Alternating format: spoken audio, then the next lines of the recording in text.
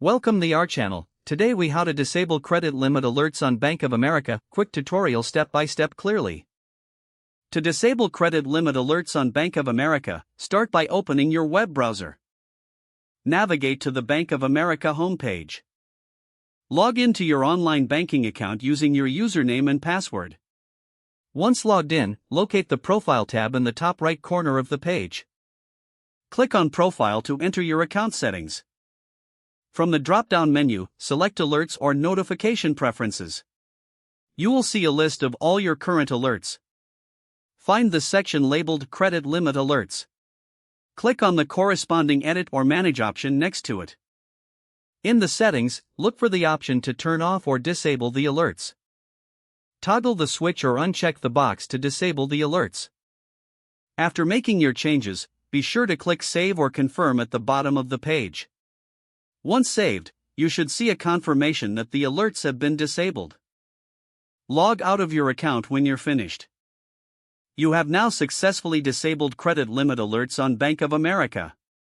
If the page does not load, refresh the browser or try again in a private or incognito window.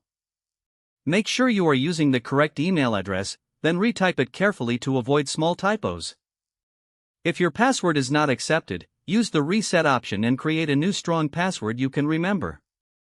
Check your spam folder for verification or security emails, then complete any requested confirmation steps. Enable two-factor authentication if available to improve account security and reduce unauthorized access risk. After signing in, review your profile details so your contact information and settings are accurate and current.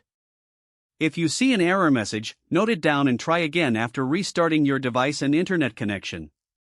Log out when you finish, especially on shared devices, to keep your account and payment information secure.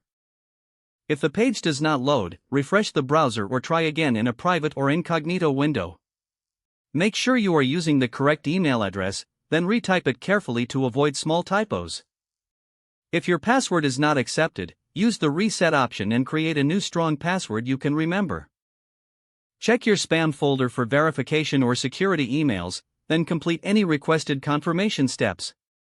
Enable two-factor authentication if available to improve account security and reduce unauthorized access risk. After signing in, review your profile details so your contact information and settings are accurate and current. If you see an error message, note it down and try again after restarting your device and internet connection. Don't forget to like this video and subscribe to our channel for more step-by-step tech guides.